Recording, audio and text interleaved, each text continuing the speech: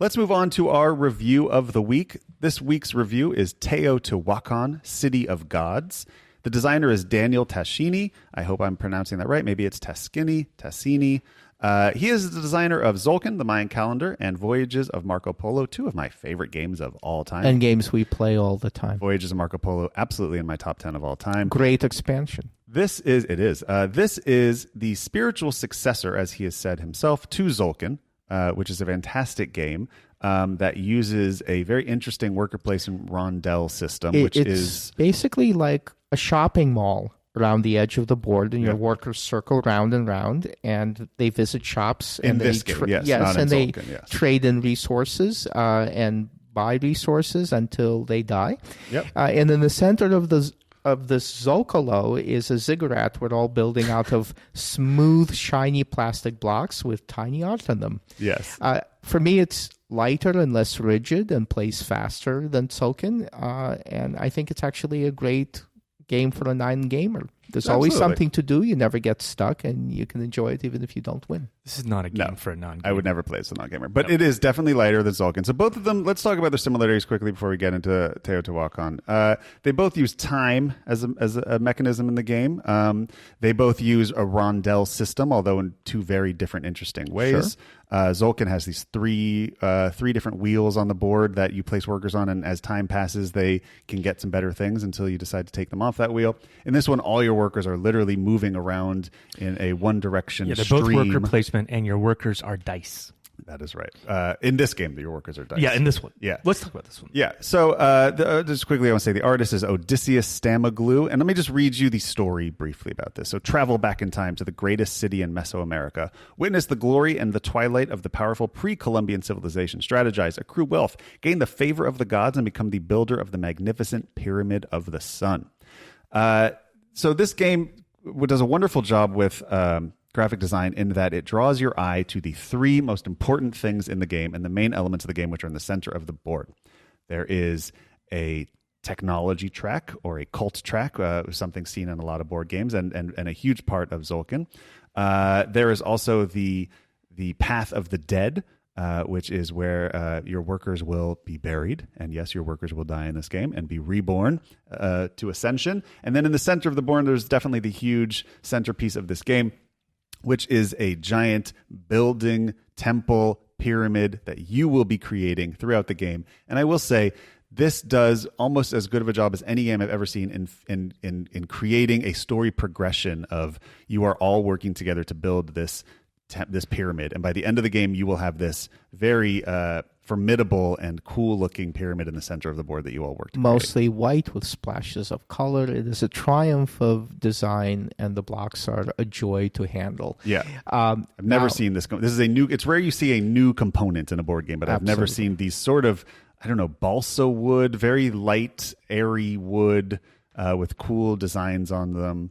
They stack nicely. They're not too slippery, so they don't move around the table too easily. But they're highly polished. And again, they're like blocks that you can, as Trey is doing right now, play with even when you don't play the game itself.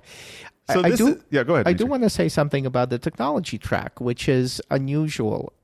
Most of the technology tracks that I'm familiar with, like in Tzolk'in or in Gaia project, you get permanent abilities when you advance up the technology track. Right. Here, the technology track actually gives you a one-time bonus when you advance it's up just free it. resources. And you get permanent abilities in one of the stores on the edge of the board that I mentioned.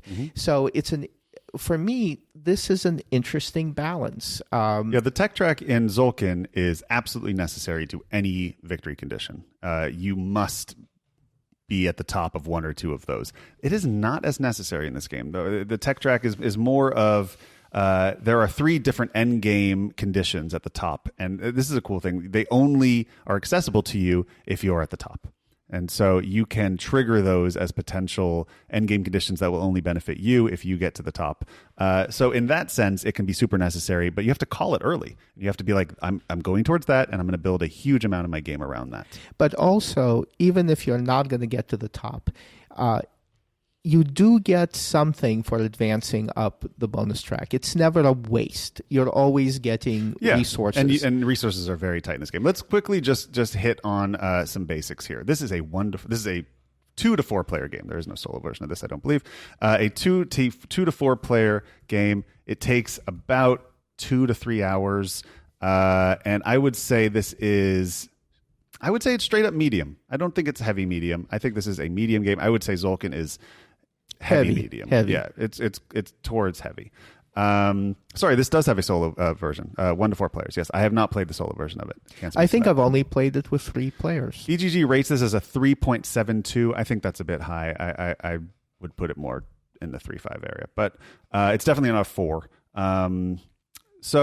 Let's talk about the basics here. This is a worker placement game. Your workers are dice, as Trey said, and on your turn, you pick one of your 3 dice. You start with 3 dice, and you pick one, and you can move it in one direction, 1 to 3 spaces. You can never stay in the same place. You have to move your piece. Where you land your piece decides the action you get to do that turn. And the more dice that you have in that location when you arrive of your own color is going to accentuate the action and make it better. So you put one of your workers there, you get, let's say, 1 wood. Then your next worker, who's behind you, he moves there. On the next turn. On the next turn, you'll get 2 wood. And now your third one gets there, you'll get 3 wood. Not only that, though, but your dice level up. So why are there dice in this game? You never rolled them. They are purely there to track your level. The number of pips on the die that is visible is your character's level or age. The older, more experienced workers get you more resources, right, but they get so much experience eventually that they die and are replaced by a neophyte. Exactly. Now, one of the things that makes placing these dice even more dicey is that you have to pay. You have to pay, I forget what it is. Cacao. Cacao. You have to pay cacao, depending on how many dice are already in that particular store. So yeah, cacao is the main resource in this game, and it is a wildly tight resource. I mean, you will spend the majority of your game fighting against your cacao engine, and once you get it up and running, the game will probably be almost over. So cacao is necessary for placing your workers. It is necessary for buying a lot of the tiles that are going to give you powers throughout the game.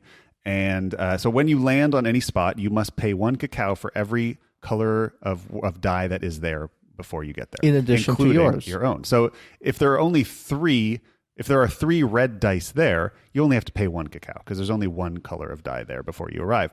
But if everybody's there, you're going to have to pay 3. Or you can decide not to take any action and collect cacao. Right. So in which case, it's the inverse +1. So if there are 3 different colored dice there, you would get 3 + 1 cacao by going there. But you are forfeiting doing the action in that place. So at any place, you can do the action on the board, typical worker placement style, or you can reject the action and take the amount of cocoa as per there are colored dice there, which is so you never can get totally blocked. You're always going to need that cocoa.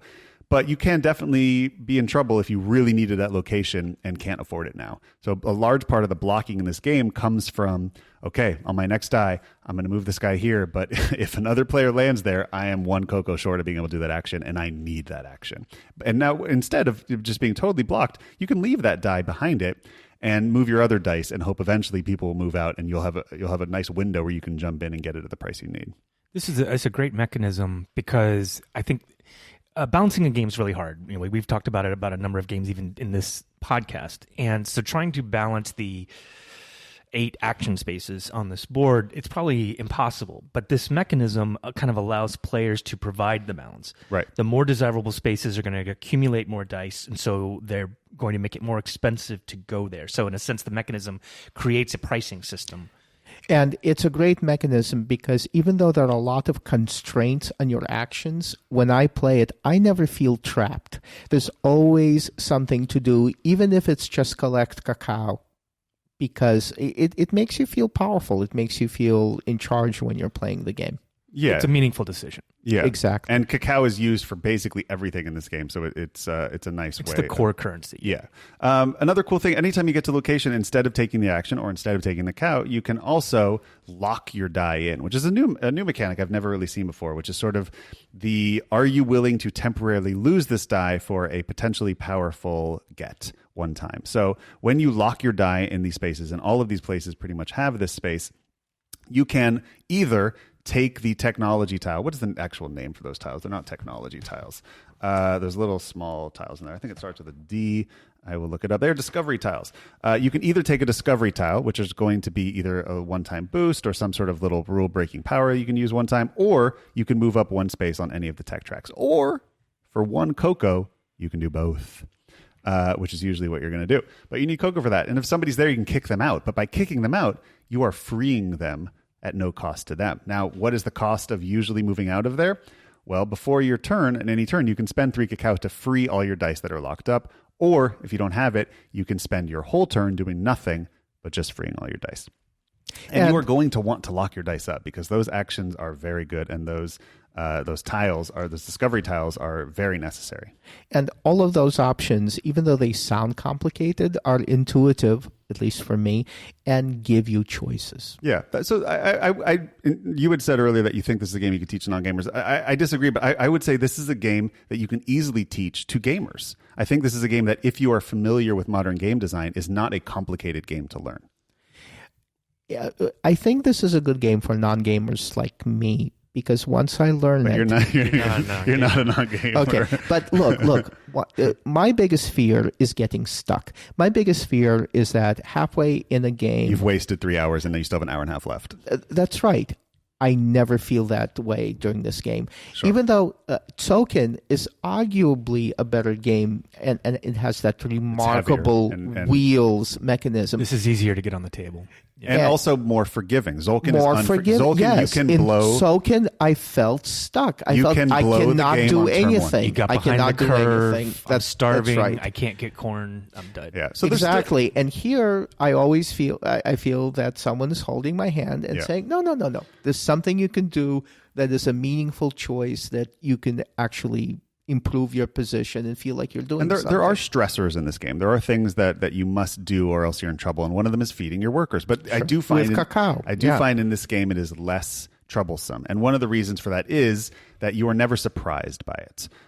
Anytime, so there are 3 eclipses in the game, so 3 sort of rounds. And at the end of the 3rd eclipse, that's the end of the game. The eclipse can be brought upon by a couple different ways. One of them being when the pyramid is finished, you instantly just move to the 3rd eclipse, even if you're on the 2nd, or I think it would be impossible on the 1st. But there are a couple different cool ways to end the game. But in the version of the game that we've played, when an eclipse is triggered, everyone still gets one more round. And usually in that round, because you can always just go to a place and take cacao +1 to the number of dice in there, you can usually, with that last action, save your workers and feed them all. If you don't feed your workers, you lose in victory points. I've never seen anybody lose victory points and not be able to feed their workers. Now, there is a different way of playing this game that I've actually read most people the way they're playing it, which is the sudden eclipse version. At any time that eclipse would happen, that's it. That's the end of the round. And that could be the end of the game. And that could be a much tighter, more punishing game. But that seems to be the preferred version amongst more experienced gamers. Even in the standard game we play, the eclipse moves up every round. So the rounds do get shorter. It always, yes. So the eclipse gets one turn shorter every time because it moves a little closer. So that's represented by 2 different discs on the round. So there's the black disc, which is the eclipse, and the white disc, which is the sun. Right. There's a tension because you don't know how many actions you have before you have to feed. Exactly. You're trying to predict it, but it's out of your control because other players can contribute and speed it up. Right. The way to speed it up is through Ascension. So Ascension is one of the coolest parts in the game, and definitely the part when you teach and people go, oh, that's fun. So when your worker, when your die, would ever level up to a 6, it dies and returns to a certain spot on the board as a 1. Well, wouldn't that be bad? Yes, except you get awesome things when that happens. First thing you do is you get to move up 1 space on the Path of the Dead track. That is basically a 4th tech track in the game, but it can be a huge point scorer. The other cool thing you get is this little list of prizes, and you pick one. And one of those prizes is, of course, the ultimate prize in any worker placement game, which is an extra worker. An extra worker, right. And that worker starts as a level 3. Ooh, and you also get 2 cocoa if the deal wasn't already sweet enough. So that's usually people's first. But then every time you die, you can choose something else. 5 cocoa, 5 victory points, move up on a tech track. Dying, ascending one of your workers is always very important and something you will plan towards, and something you will get something from it that is necessary for your next few turns. And something you need to time, like in a game called Village.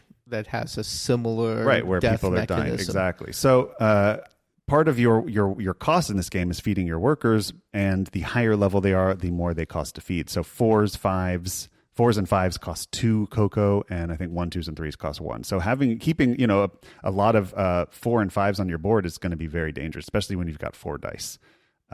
So there can be a strategy of having a lot of low level guys, and there can be a strategy of rushing Ascension, and the strategy of just having. I think there could be a game you could play where you just have 3 4s and 5s, and you figure out how to pay for them, but they can do very powerful actions, and you rush them back into 4s and 5s quickly. Let's talk about different strategies briefly. It seems to me from our plays that you cannot win this game if you are not participating in building the pyramid. Would you agree with that? I would, and it. Oh, really? Ooh, okay, Trey. Well, I think this is one of those games that really excites me, and I'm still eager to play it a lot. Like, just a really good sign as I'm probably at 6 or 7 plays of this, and I'm still dying to play it more. And have thoughts that I thought were kind of dominant strategies early on are not. Listen, all the spaces on the board are not equal. Yeah. I haven't seen like great Path of the Dead victory yet. That's definitely something I feel is weak. But I would say not necessarily building the pyramid is essential. The thing that feels to me overpowered is the actual taking of the tech tiles. Yep. Like, I don't think you can opt out of the technology race and still win, because you can opt out of the pyramid here and still be placing the kind of the little steps of the pyramid. Like, that can be incredibly high scoring based upon what techs come out in the game. And I think I have won by only placing 1 or 2 tiles over the course of the game, right, just by placing the steps up the tile. One thing that I think is a strange bit of design I don't totally understand is, so there's a technology store, one of the many places on the board you can land your dice, and there are 2 different rows of technologies there. And this game has a huge amount of variability. There are printed ones on the board, which is sort of the base game. And the designer has said, I actually asked the designer online if this should be considered the introductory game or considered the full game, and he said it's actually the full game and the most play-tested version. The rest are just for variability. So it's often you'll just find sort of this is the beginner game, play it once and you learn. But I think the printed version is actually a very strong and strategic version of the game. Yep. But the variable version is where you can mix up everything, even the order the buildings are on the board, the order of the technology tiles. Every single part of this game can be made variable. So the technology tokens often come out in strange ways, and different ones come out, and they each give you an augmented power at a different store. So I'm calling the places on the board stores. DMITRY said it, and I think it's apt. When you go to a location on the board, if you have gone to the technology place and put your little disc there, you will have a better version of an action there than anybody else, right? So one thing that I feel is a little odd is you are rewarded for being early on technology, which is being the first to get a technology is already a reward in and of itself. But now anybody who goes there after you get 3 points. So not only is turn order so strong that you can be first in the game, get there first, get the best technology first, but now you're going to get 9 points also in addition to that, which and feels it's really to me a cool story for me, though, because if you identify a technology that is especially desirable and you jump on it, you should be rewarded for it. Well, I guess that's one of the things is that, like getting a patent on it. It makes sense. It does make sense, but I also feel like they are not all equal, and I think at every time I've never seen a game set up where you didn't look at it and go, "Oh, that's the best one." There's always one that's just better than the rest, especially for whatever board state you have. And if everybody is wrong, and it's possible, it's really interesting. Yeah, a lot of this comes down to the turn order. I mean, round one. It's so important. It's hugely important in this game. I think like if there's something that feels dominant, it's kind of like in round 1 of the game, your first move, if you can, is probably to get a tech tile. Yeah. Right. To get the best one first, because that's not only getting the best one first, this should not feel completely random compared to other games we've played. I mean, the tech tiles are kind of like occupations in Agricola. Like, you can't really play Agricola without accumulating occupations. This is kind of a similar thing here, and it's going to be a highly competitive space like Agricola, where it'll be one of the first things to go every round. It doesn't exactly work that way here, but it's priced in that like you need to be prioritizing getting tech. It's very early game though. The tech is dead in the last. Not necessarily, because there's one that gives you victory points every time you go there. So well, that's true. If that one's out, then yes. But a lot of them seem to very much reward as quickly and early as possible, because if you're going to be going that place and you're going to be getting a better version of it, you want to get it as many times as possible. I've not played. So the pyramid to me is a fun game, but I also my only real negative experience with this game is that I feel it's very hard to plan when to land there perfectly to get the perfect turn. And I feel like some people can luck into landing there and just having the perfect placements because to get the most stuff. You do get points. You get amazing points for matching the art on some of the blocks. Which come out randomly. Right. Yep. That's right. It's the most random thing. And I've definitely found that I'm waiting to go there. Someone jumps in ahead of me, or I just went there and somebody comes in behind me and has a super turn based on nothing other than, well, I got bad tiles and you got great tiles. And that cannot be a great feeling. And maybe one of the ways to fix it is simply to play the blocks face up so you know what's coming Yeah, up. that's a lot of, it'd be hard to see the whole, all 30, what the order they're coming out in, but potentially. But I don't dislike that necessarily. I've just found that it can make me feel bad and feel like, well, I couldn't have possibly prepared for that. But I will also say, when you go there and have a super turn, it is an incredible feeling. You get all this stuff. You move up on the tech tracks, which this is a game of combos. If this is a game where I do this, it links into this, it chains into this, it hits me with, and you have these awesome turns where you feel like you're, That's right. There's also crushing. a pyramid track where you get bonuses for being the one who contributed the most to the pyramid that round. So so that kind of makes up for somebody having a super turn, but maybe not being as fully committed to building the pyramid. Yeah, Matt, the tile flip that you're talking about and complaining about, I've experienced the same thing. And so it's going back to what we talked about in round one. Yeah. These tile flips are kind of an example both of input randomness and output randomness. Yep. In that once they're flipped, you can see what the symbols are and you can make decisions based upon that. That tends to be the type of randomness we like. But at the same time, you're like ready to go there. Mm-hmm. Somebody else, and there's the tiles you want. You're ready to go there. Someone gets there first, takes the tiles you want, they flip, and you strike out where, okay, I could have had a 12-point turn with a couple of tech bumps, and now I'm going to have a 7-point turn with no tech bumps. Right. And so that's an example of output randomness. Right. Yeah. And the discovery tiles, too, do that as well. But they're a little less egregious to me in the sense that you can't go there again. So, if I go to a tile and there's a discovery tile there and I lock my die and I take a discovery tile, if a good one comes out next, I can't stay there and take it. So I don't mind that as much because it's. I'm not sure it's wrong. It's just it is a bit of randomness in the game that can swing. Yeah, it's the only for you or swingy against part. you. Yeah, and so there's two other things I want to talk about. There's end of round scoring, which I think is interesting. You do sort of something that you don't see in many modern Euros, which is a mini end game scoring that happens twice before the actual end game scoring. It actually happens 3 times for the end game during scoring. the eclipses. Right. So during each eclipse, you do a little mini scoring, and you score the temple track, the pyramid track, and you score the Path of the Dead track. Now the pyramid track resets every round. So whatever progress you made on it goes back to 0. But the Path of the Dead track does not. And yet that part of the game to me is where I'd really like to see an actual strategy, because I really enjoy that aspect of it. There's a fun racing of your workers to ascend them to get higher up on it. There are some discovery tiles that add to it. But I've probably played the game 5-6 times as well. And at least 2 of them I've tried to really focus on Path of the Dead and also mix it with masks, which we'll talk about. And I haven't found that it's possible to actually make that work without really also giving up one of those 2 things for the pyramid. I guess what I'm saying is it's definitely not better to just do the pyramid instead of doing Path of the Dead.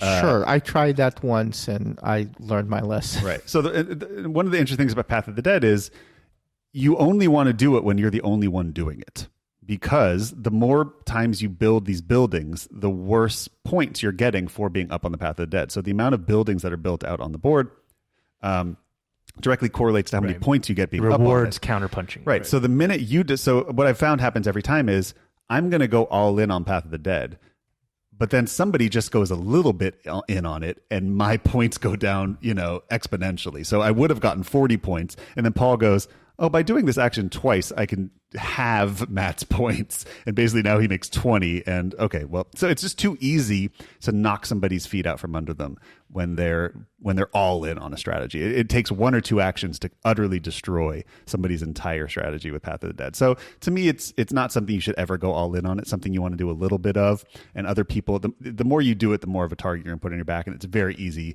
to knock you out. Whereas the pyramid strategy, there's no downsides to it. Whether you're decorating the pyramid, which is another cool element of it, where you're putting these little steps on the pyramid, or building the pyramid itself, not only are you getting points for doing those things, but you're also getting points for moving up on that track. There's just literally no downsides to it, and nobody can hurt you for it. Other than maybe you're speeding up the game, which doesn't help your strategy. But so the other strategy, the last one, is masks. So that is an element of set collection in this game. There are a handful of different masks in this game that have no purpose other than end game set collection, and you do score your masks every eclipse, just like the other things. That's a little bit of randomness as well, because you don't know when they're going to come out. You don't necessarily know you're going to get all of them.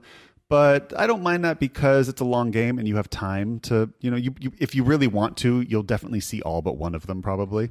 And when you're advancing up the tech tracks, you do have a selection of discovery tiles at various steps, and you can look through them. Mm-hmm. There's a stack of 2, 3, 4. Yeah, they're random, but you still have some kind of choice there. I want to say that this is an example for me of like Babe Ruth pointing to the stands and hitting the home run into that space, because Daniel Toscini said we know what he intended to do with this game, which is to create a newer, more streamlined version of Tzolk'in, and I think he succeeded 100%, or she.